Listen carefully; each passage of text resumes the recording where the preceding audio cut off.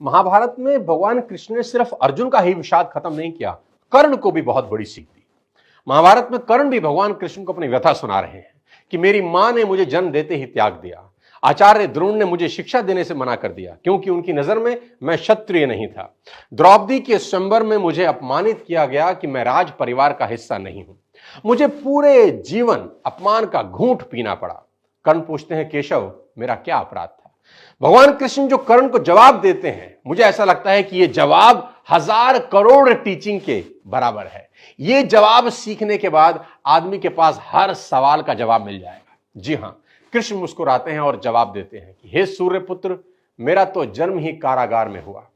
मेरे पैदा होते ही मृत्यु मेरी प्रतीक्षा कर रही थी। जिस रात मेरा जन्म हुआ उसी रात मेरे मां बाप से मुझे जुदा कर दिया गया और जहां पहुंचा वहां सब काम मुझे ही करने पड़े। गायें चराने से लेकर गोबर उठाने तक सब काम करता रहा। सिर्फ 2 दिन का था, मेरे ऊपर राक्षसों ने हमला कर दिया। मुझे बारंबार जान से मारने की कोशिश की गई। मेरा अपना सगा मामा मेरी जान का दुश्मन था। मेरे जीवन की चुनौतियां कहां कम थी। अन्याय जीवन भर मेरे साथ भी होता रहा।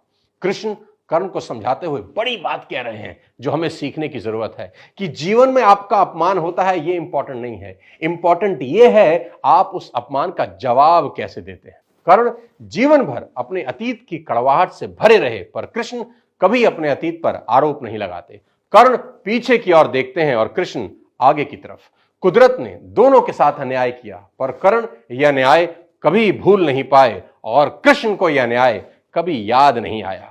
एक ने अपने आप को क्रोध के विष से भर लिया और हीन भावना से भर लिया, और दूसरे ने स्वीकृति के अमृत से। दोनों में अगर कोई अंतर था तो वो एक्सेप्टेंस का था। कृष्ण ने हंसकर अपनी नियति स्वीकार कर ली और कर्ण कभी अपनी नियति स्वीकार नहीं कर सके, और परिणाम में कर्ण अधर्म के पक्ष में लड़ते हुए अकाल मृत्यु को प्राप्त हुए। परिस्थितियों का चक्र चलता रहेगा। कई बार लगता है कि भाग्य ने धोखा दे दिया।